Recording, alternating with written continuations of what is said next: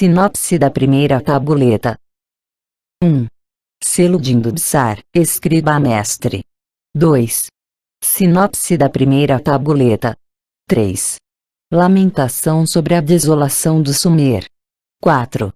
Como fugiram os deuses de suas cidades à medida que se estendia a nuvem nuclear. 5.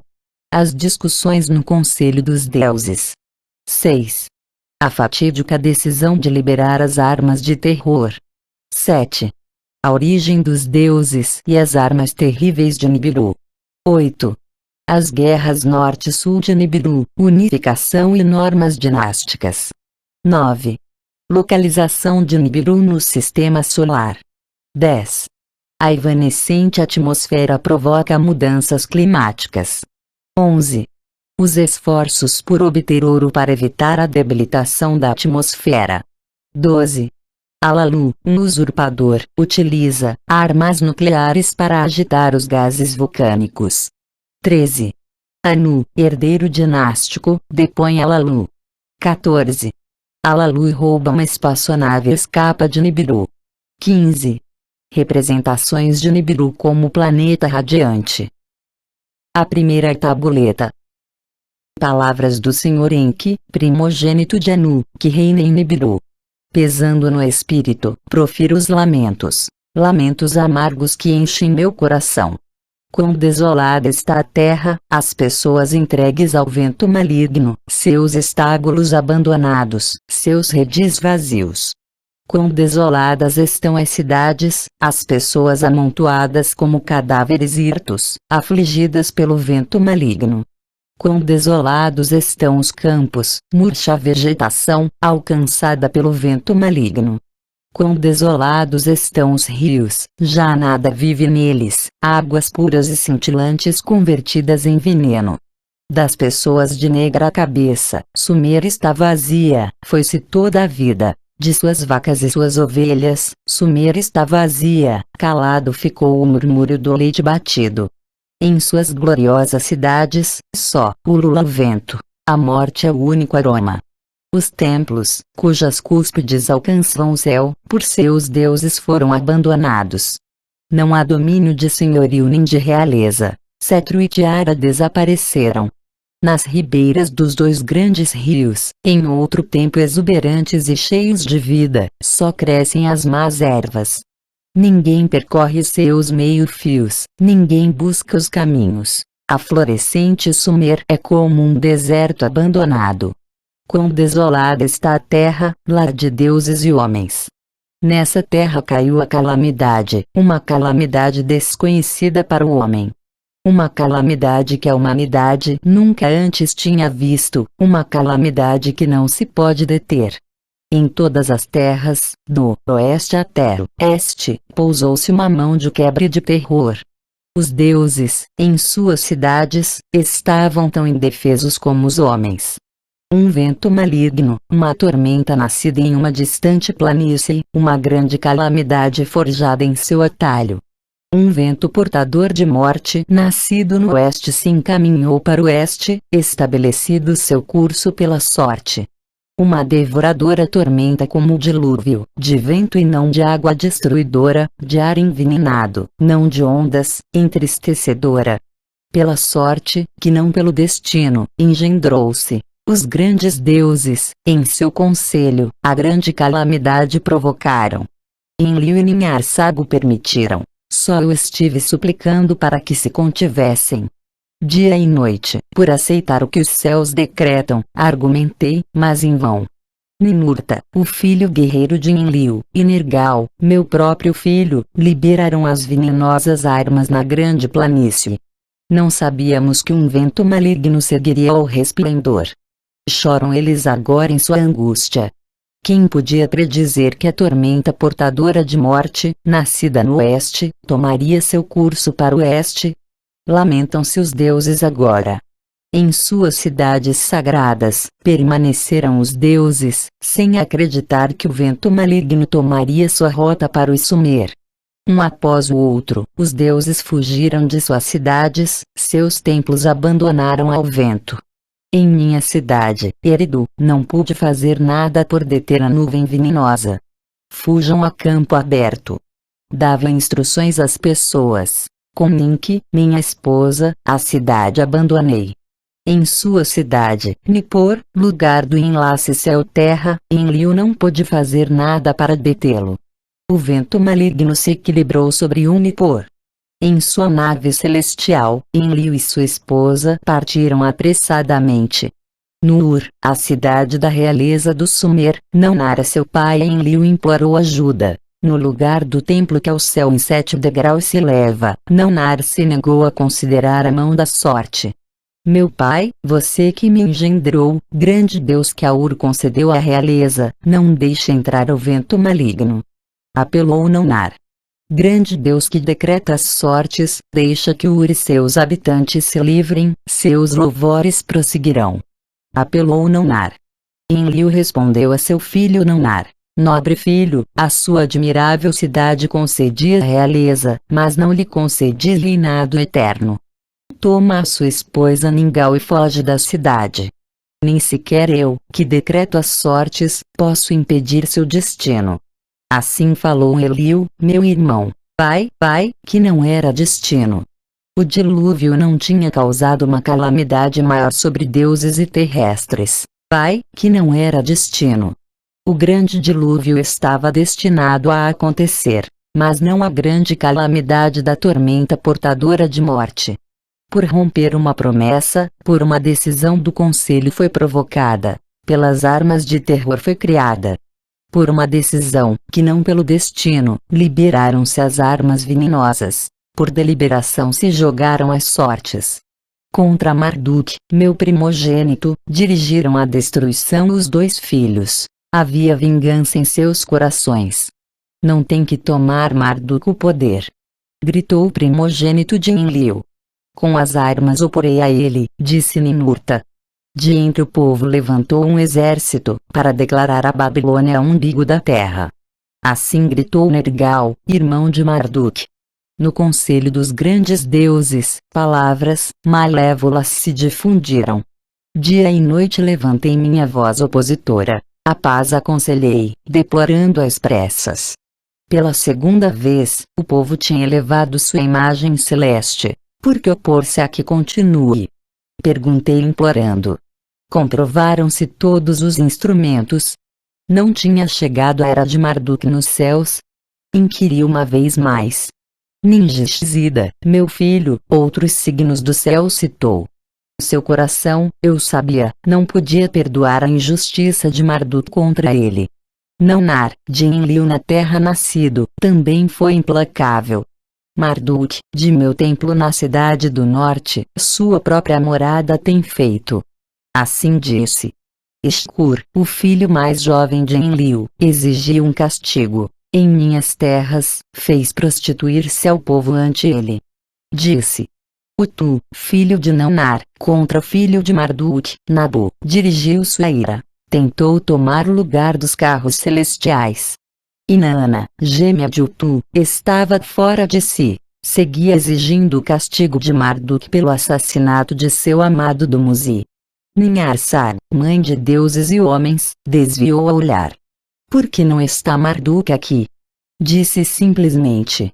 Gibil, meu próprio filho, replicou pessimista. Marduk tem desprezado a todos os rogos. Pelos sinais do céu reclama a sua supremacia.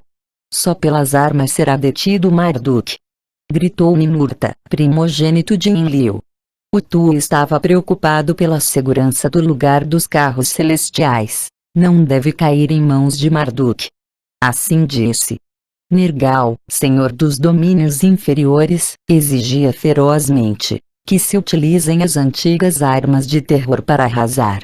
A meu próprio filho olhei sem poder acreditar nisso. Para irmão contra irmão as armas de terror se abjuraram. Em lugar do comum acordo, houve silêncio. No silêncio, Enlil abriu a boca. Deve haver um castigo. Como pássaros sem asas ficarão os malfeitores. Marduk e Nabu, de nosso patrimônio nos estão privando. Há que lhes privar do lugar dos carros celestiais. Que se calcine o lugar até o esquecimento. Gritou Ninurta. Me deixem ser o que calcina. Excitado, Nergal ficou em pé e gritou: que as cidades dos malfeitores também sejam destruídas, me deixem arrasar as cidades pecadoras, deixem que a partir de hoje meu nome seja o Aniquilador. Os terrestres, por nós criados, não devem ser danificados. Os justos com os pecadores não devem perecer, exclamou energicamente. Ninharsar, a companheira que me ajudou a criá-los, estava de acordo. A questão somente tem que se resolver entre os deuses, o povo não deve ser prejudicado. Anu, da morada celestial, estava prestando atenção às discussões.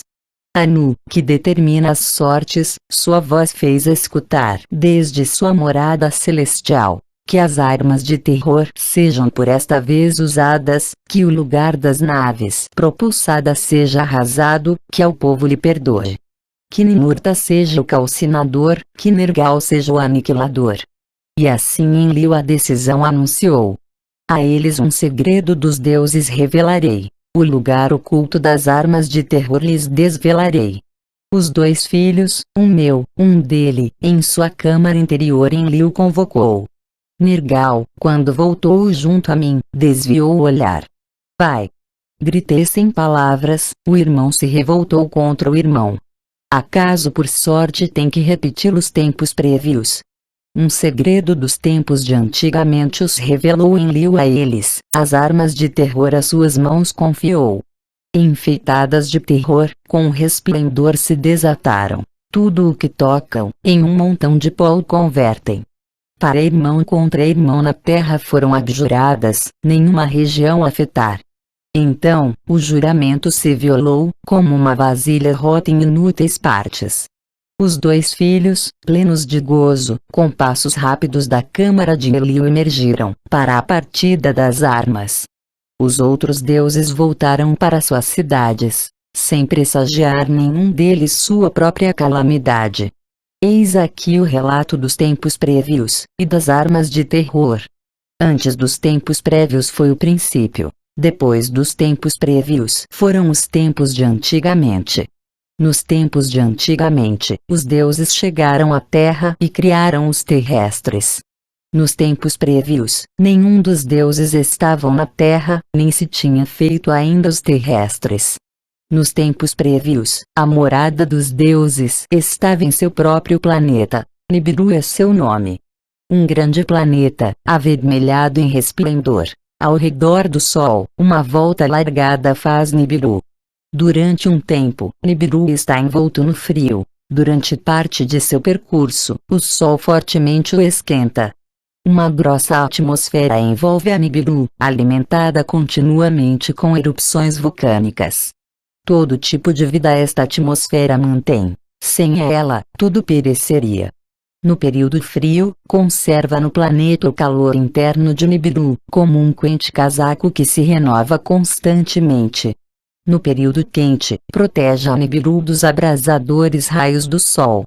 Em sua metade, as chuvas aguentam e liberam, dando altura a lagos e rios. Uma exuberante vegetação alimenta e protege nossa atmosfera, faz brotar todo tipo de vida nas águas e na terra. Depois de anos de tempo, brotou nossa própria espécie, por nossa própria essência uma semente eterna para procriar. À medida que nosso número crescia, nossos ancestrais se estenderam a muitas regiões de Nibiru. Alguns cultivaram a terra, as criaturas de 4 patas apacentavam.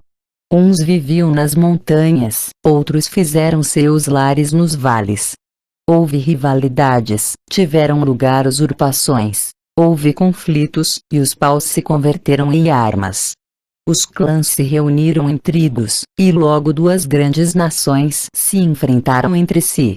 A nação do norte contra a nação do sul tomou as armas. O que sustentava a mão para lançar projéteis se permutou. Armas de estrondo e resplendor incrementaram o terror. Uma guerra, larga e feroz, devorou o planeta. Irmão lutou contra irmão. Houve morte e destruição, tanto no norte como no sul. Durante muitas órbitas, a desolação reinou nas terras. Toda a vida foi dizimada. Depois, declarou-se uma trégua, e mais tarde se fez a paz. Que as nações se unam, disseram os emissários entre si. Que haja um trono em Nibiru, um rei que reine sobre todos. Que haja um líder do norte ou do sul eleito às sortes, um rei supremo tem que ser. Se fosse do norte, que o sul escolha uma mulher para que seja sua esposa, em igualdade como reina, para reinarem juntos. Se por sortes for eleito um homem do sul, que uma mulher do norte seja sua esposa. Que sejam marido e mulher, para fazer uma só carne. Que seu filho primogênito seja sucessor. Que uma dinastia unificada seja assim formada, para estabelecer a unidade em Nibiru para sempre. Em meio às ruínas se iniciou a paz. Norte e Sul por matrimônio se uniram. O trono real em uma carne combinada, uma sucessão não interrompida de realeza estabelecida. O primeiro rei depois da paz foi feito, um guerreiro do norte foi um poderoso comandante. Por sortes, veraz e justo, foi ele eleito. Foram aceitos seus decretos na unidade. Para a morada dela, construiu uma esplêndida cidade. Agadi, que significa unidade, foi seu nome. Para seu reinado, um título real foi concedido. Foi, o celestial foi seu significado. Com braço forte, restabeleceu a ordem nas terras. Decretou leis e regulamentos. Designou governadores para cada terra. A restauração e o cultivo foi sua principal tarefa. Dele, nos anais reais, assim se registrou. Unificou as terras, a paz em Nibiru restaurou. Construiu uma nova cidade, os canais reparou, proveu alimento para o povo. Houve abundância nas terras. Por esposa dele, o sul escolheu uma donzela, dotada tanto para o amor como para a luta.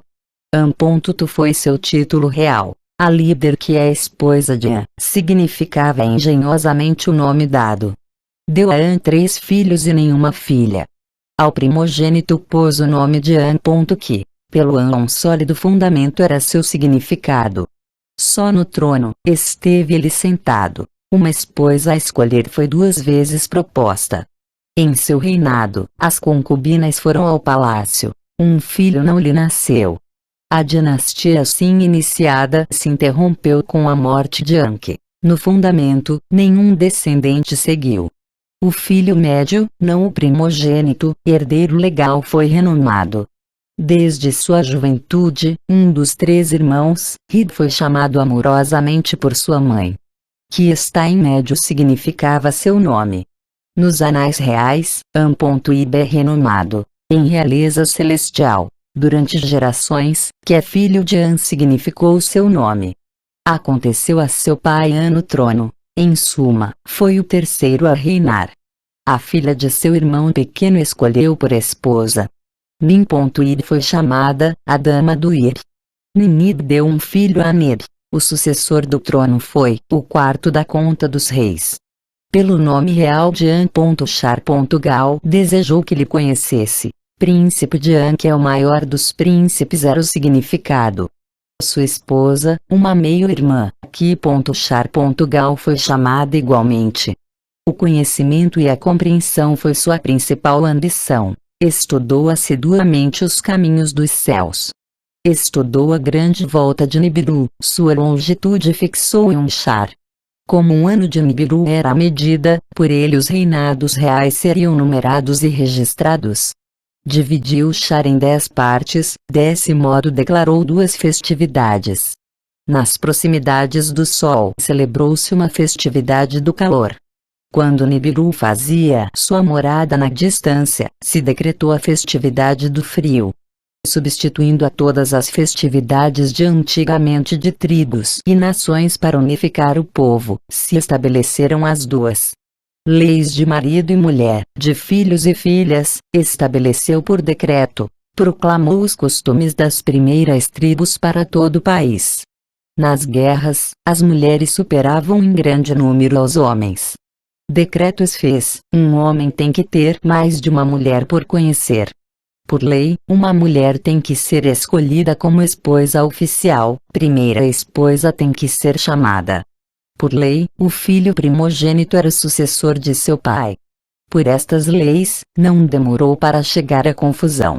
Se o filho primogênito não era nascido da primeira esposa, e depois nascia um filho da primeira esposa, convertendo-se por lei em herdeiro legal, quem será o sucessor? Aquele que pela conta do Charles nasceu primeiro. Aquele nascido da primeira esposa. O filho primogênito. O herdeiro legal. Quem herdará? Quem acontecerá? No reinado do Anchargal, que Chargal foi declarada a primeira esposa. Meia-irmã do rei era. No reinado de Anchargal, levaram-se concubinas de novo ao palácio. Das concubinas, nasceram-lhe filhos e filhas ao rei. Um filho de uma foi o primeiro em nascer, o filho de uma concubina foi o primogênito. Depois, que Chargal teve um filho. Herdeiro legal por lei era, mas primogênito não era. No palácio, que Chargal levantou a voz, irada gritou: se pelas normas meu filho, de uma primeira esposa nascido, vê-se privado da sucessão, que o dobro da semente não se esqueça. Embora de diferentes mães, de um mesmo pai o rei e eu somos descendentes. Eu sou a meio-irmã do rei, de mim, o rei é meio-irmão. Por isso, meu filho possui o dobro de semente de nosso pai Anir. Que, na sucessão, a lei da semente, a lei do desposório prevaleça. Que, na sucessão, o filho de uma meio-irmã, quando queira que nasça, por cima de todos os outros filhos alcance a sucessão. Anchargal, considerando-o, concedeu-lhe seu favor a lei da semente. A confusão de esposa e concubinas, de matrimônio e divórcio, evitaria-se com ela. Em seu conselho, os conselheiros reais adotaram a lei da semente para a sucessão. Por ordem do rei, os escribas anotaram o decreto. Assim foi proclamado o próximo rei pela lei da semente para a sucessão. Foi-lhe concedido o nome real, Anpontuchar. Foi o quinto no trono. Vem agora o relato do reinado de Anchar e dos reis que lhe seguiram. Quando se trocou a lei, os outros príncipes se enfrentaram. Houve palavras, não houve rebelião. Como esposa, Anchar escolheu a uma meia-irmã. Fez a sua primeira esposa, lhe chamou com o nome de Ki-Pontuchar. Assim foi, por esta lei, que a dinastia continuou. No reinado de Anchar, os campos reduziram suas colheitas, frutos e cereais perderam a abundância. De tempos em tempos, na cercania do sol, o calor foi crescendo em força. Nas moradas longínquas, o frio se fez mais intenso. No Agadi, a cidade do trono, o rei reuniu em assembleia aqueles de grande entendimento. A sábios eruditos, gente de grande conhecimento, lhes ordenou investigar. A terra examinaram, lagos e rios puseram à prova. Ocorreu antes, deu alguém uma resposta. Nibiru, no passado, mais fria e mais cálida foi. Destino é isto, na volta de Nibiru enraizado. Outros de conhecimento, observando a órbita, não consideraram culpado o destino de Nibiru. Na atmosfera, fez-se uma brecha. Esse foi seu achado. Os vulcões, ferreiros da atmosfera, lançavam ao céu menos erupções. O ar de Nibiru se havia feito mais tênue, o escudo protetor tinha diminuído. No reinado de Anchar e Kishar, fizeram aparição as pragas do campo. Não as podia vencer com trabalho. O filho de ambos, Enpontuchar, ascendeu depois ao trono da dinastia, era o sexto. Nobre professor do Char significava seu nome. Com grande entendimento nasceu, dominou muitos conhecimentos com muita erudição. Procurou caminhos para dominar as aflições da órbita celeste de Nibiru, fez muito estudo. Pesquisava 5 membros da família do Sol, planetas de deslumbrante beleza. Procurando remédios para as aflições, fez examinar suas atmosferas. A cada um lhe deu um nome, antepassados ancestrais honrou. Considerou-os como casais celestes e Antu, os planetas gêmeos, chamou os 2 primeiros que foram encontrados. Além da órbita de Nibiru, estavam Anchar e Kishar, por seu tamanho os maiores. Como um mensageiro, Gaga entre os outros corria, às vezes o primeiro em encontrar Nibiru. 5 em total eram os que recebiam a Nibiru no céu, enquanto circundava o Sol. Mais à frente, como uma fronteira, o bracelete esculpido circundava o Sol, como um guardião da região proibida do céu, com escombros protegia. Outros filhos do Sol, 4 em número, defendiam da intrusão do bracelete. As atmosferas dos 5 primeiros ficaram a estudar Inchar. Em sua volta repetida examinaram-se atentamente os 5. Que atmosferas possuíam, examinaram-se intensamente por observação e com carros celestiais. Os achados foram surpreendentes, os descobrimentos confusos. De volta em volta, a atmosfera de Nibiru mais brechas sofria. Nos conselhos dos eruditos, os remédios se debatiam com avidez. Consideraram-se formas de enfaixar a ferida urgentemente. Tentou-se um novo escudo que envolvesse o planeta. Tudo o que se lançou para cima, caiu de volta ao chão. Nos conselhos dos eruditos, estudaram-se as erupções dos vulcões. A atmosfera criou-se pelas erupções vulcânicas. Sua ferida tinha tido lugar pela diminuição de erupções. Que com invenções se potencializem novas erupções, que os vulcões cuspam de novo. Estava dizendo um grupo de sábios. Como alcançar a façanha, com que ferramentas conseguir mais erupções, ninguém podia dar conta ao rei. No reinado do Inchar, fez-se maior a brecha nos céus. As chuvas se negavam, os ventos sopravam mais forte, os mananciais das profundidades não emergiam. Nas terras, havia uma maldição, os peitos das mães se secaram.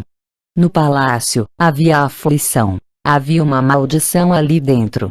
Como primeira esposa, Inchar desposou a uma meio-irmã, seguindo-se a lei da semente. Nin.Char foi chamada, dos Char-Sadama. Um filho não teve. Por uma concubina, ao Inchar nasceu um filho. Foi o filho primogênito. Pelo Ninchar, primeira esposa e meio-irmã, não chegou um filho. Pela lei de sucessão, o filho da concubina subiu ao trono. Foi o 7º em reinar. Du.Ru foi seu nome real. No lugar de morada forjado era seu significado. De fato, foi concebido na casa das concubinas, não no palácio. Como esposa a uma donzela amada desde sua juventude escolheu Duru. Por amor, não por semente, selecionou uma primeira esposa. Da.Ru foi seu nome real. Aqui está a meu lado era o significado. Na corte real a confusão corria desenfreada. Os filhos não eram herdeiros, as algemas não eram meio-irmãs. Na terra ia crescendo o sofrimento. Os campos esqueceram sua abundância, e entre o povo diminuiu a fertilidade. No palácio, a fertilidade estava ausente. Não tinham tido nem filho nem filha.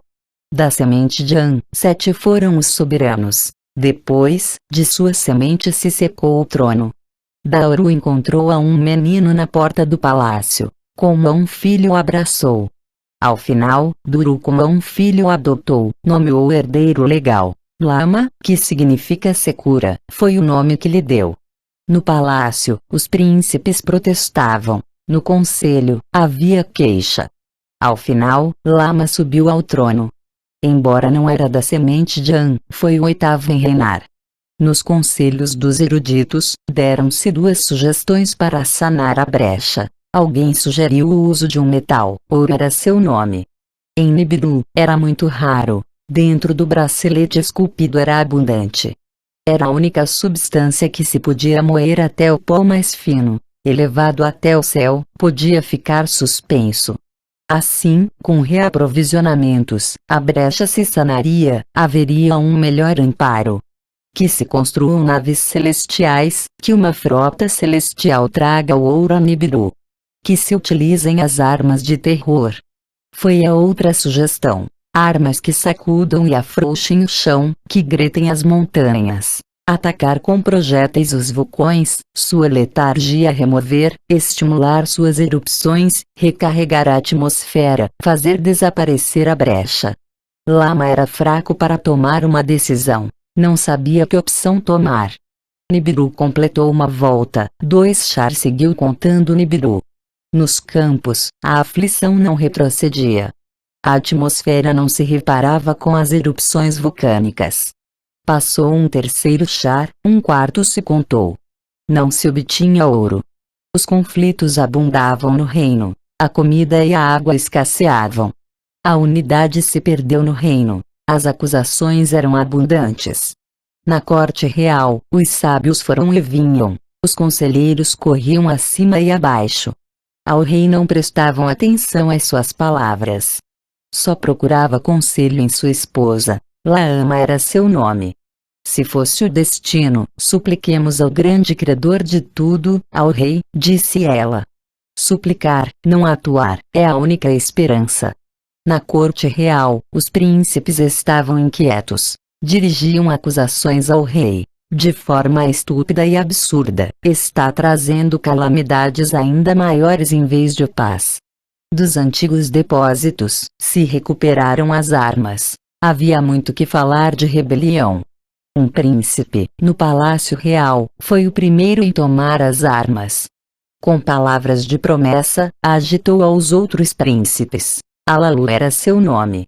Que Lama já não seja mais o rei. Gritou. Que a decisão substitua a vacilação.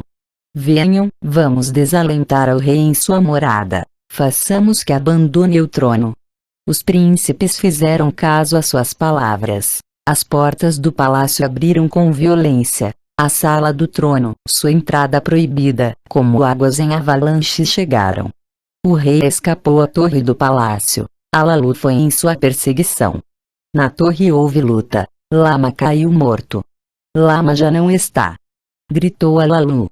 Já não está o rei, anunciou com alvoroço. A sala do trono se dirigiu apressadamente a Alalu. No trono ele mesmo se sentou. Sem direito nem conselho, ele mesmo se proclamou rei. Perdeu-se a unidade no reino. Uns se alegraram pela morte da Lama, outros se entristeceram pelo que tinha feito Alalu. Vem agora o relato do reinado de Alalu e daí da terra. Perdeu-se a unidade no reino. Muitos se sentiam ofendidos sobre a realeza. No palácio, os príncipes estavam agitados. No conselho, os conselheiros estavam turvados. De pai a filho, a sucessão de An prosseguiu no trono. Inclusive Lama, o oitavo, tinha sido declarado filho por adoção. Quem era Alalu? Acaso era um herdeiro legal, era o primogênito? Com que direito tinha usurpado o trono? Não era o assassino do rei? Ante os 7 que julgam, foi convocado Alalu para considerar sua sorte. Ante os 7 que julgam, Alalu expôs suas pretensões. Ainda sem ser herdeiro legal nem filho primogênito, de semente real sim que era. Do Anshargal descendo, ante os juízes reclamou. De uma concubina, meu antepassado nasceu. Alon era seu nome. Por conta do Charles, Alon foi o primogênito. Lhe pertencia o trono. Por uma confabulação, deixou de lado seus direitos. A lei da semente de um nada se inventou, para que seu filho obtivesse a realeza. A Alon lhe privou da realeza, e ao filho dela, em seu lugar, foi concedida. Por descendência, sou o continuador das gerações de Alan. A semente do Anshargal está dentro de mim.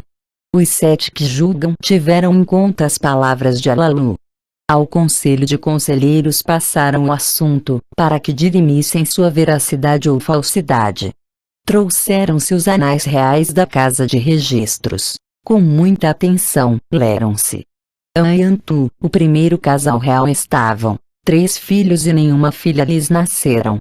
O primogênito foi Anki. Ele morreu no trono. Não teve descendência. Em seu lugar, o filho médio subiu ao trono. Anib foi seu nome. Anshargal foi seu primogênito. Ao trono ascendeu.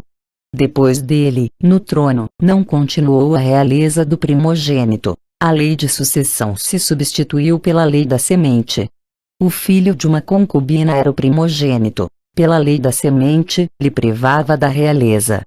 Assim lhe concedeu a realeza ao filho de Kishargal, sendo a razão ser meio-irmã do rei. Do filho da concubina, do primogênito, os anais não faziam menção. Dele sou descendente. gritou Alalu aos conselheiros. Pela lei de sucessão, pertencia à realeza. Pela lei de sucessão, a realeza tem agora direito.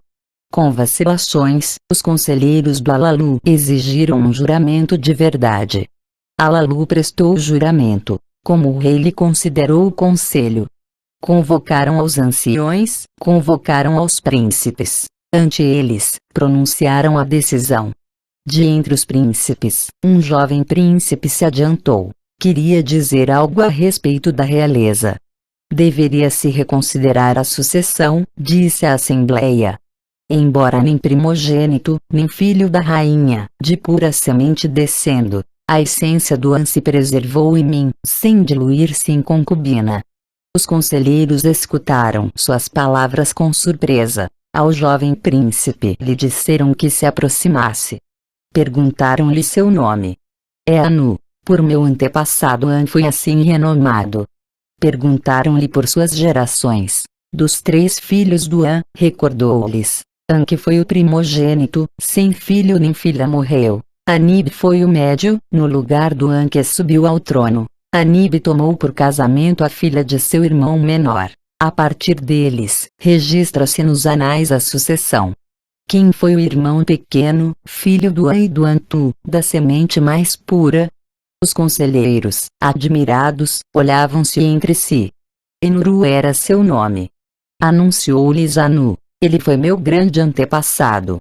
Sua esposa, Ninuru, era uma meio-irmã. O filho dela foi o primogênito. Enamá foi seu nome. A esposa deste era uma meio-irmã. Pelas leis de semente e sucessão, um filho lhe deu. De descendentes puros continuaram as gerações, por lei e por semente perfeitas. Anu, por nosso antepassado An, puseram-me meus pais. Do trono se nos apartou. Da semente pura do An não nos apartou. Que Anu seja rei. Gritaram muitos conselheiros. Que se destitua ao Alalu. Outros aconselharam cautela. Evitemos conflitos, que prevaleça a unidade. Chamaram Alalu, para lhe contar o que foi descoberto. Ao príncipe Anu, Alalu lhe ofereceu seu braço em abraço. O Anu disse assim: embora de diferente descendência, de um único antepassado descendemos ambos. Vivamos em paz, juntos devolveremos a abundância a Nibiru. Me deixe conservar o trono, conserva você a sucessão. Ao conselho dirigiu estas palavras: que Anu seja príncipe coroado, que ele seja meu sucessor. Que seu filho se case com minha filha, que unifique-se a sucessão. Anu fez uma reverência ante o conselho, ante a assembleia declarou assim: de Alalu, o copeiro serei, o seu sucessor à espera. Meu filho a sua filha escolherá como noiva. Essa foi a decisão do conselho. Inscreveu-se nos anais reais. Desta maneira, Alalu seguiu sentado no trono. Ele convocou aos sábios, a eruditos e comandantes consultou. Para decidir, obteve muitos conhecimentos. Que se construam naves celestiais, decidiu. Para procurar ouro no bracelete esculpido, decidiu. Os braceletes esculpidos destruíram as naves. Nenhuma delas voltou. Que as armas de terror abram as vísceras de Nibiru, que os vulcões voltem para a erupção. Ordenou então. Armaram-se carros celestes com as armas de terror, com projéteis de terror golpearam aos vulcões dos céus. As montanhas se balançaram, os vales se estremeceram, enquanto grandes resplendores estalavam com estrondo. Havia muito alvoroço no reino. Havia expectativas de abundância. No palácio, Anu era o copeiro do Alalu. Ele se prostraria aos pés do Alalu, poria-lhe a taça na mão. Alalu era o rei. A Anu tratava como a um servo. No reino, o alvoroço se apagou. As chuvas se negavam a cair, os ventos sopravam com mais força. As erupções dos vulcões não aumentavam, não sanava a brecha na atmosfera. Nibiru seguia percorrendo suas voltas nos céus. De volta em volta, o calor e o frio se faziam mais difíceis de suportar. O povo de Nibiru deixou de venerar a seu rei. Em vez de alívio, havia trazido miséria. Alalu seguia sentado no trono. O forte sábio Anu, o primeiro entre os príncipes, estava de pé ante ele. Prostraria-se ante os pés do Alalu, poria-lhe a taça na mão. Durante 9 períodos contados, Alalu foi rei em Nibiru. No 9º Char, Anu apresentou batalha a Alalu. Desafiou Alalu a um combate mão a mão, com os corpos nus. Que o vencedor seja rei, disse Anu. Lutaram entre si na praça pública. As ombreiras das portas tremeram e as paredes se remexeram. Alalu fincou o joelho, caiu sobre seu peito. Alalu foi derrotado em combate. Por aclamação, Anu foi proclamado rei. Anu foi escoltado até o palácio. Alalu ao palácio não voltou. De entre as massas, sigilosamente escapou. Tinha medo de morrer como lama. Sem que o reconhecessem, foi apressadamente até o lugar dos carros celestiais. Alalu subiu a um carro armado de projéteis. Fechou a portinhola atrás dele. Entrou na câmara da parte dianteira. Ocupou o assento do comandante. Acendeu a luz, a câmara se encheu com uma aura azulada. Levantou as pedras de fogo. O zumbido destas, como a música, era cativante. Avivou o grande quebrantador do carro. Arrojava um resplendor avermelhado. Sem ninguém precaver-se disso, Alalu escapou de Nibiru na nave celestial. Para a gelada terra pôs rumo a Alalu. Por um segredo do princípio, escolheu seu destino.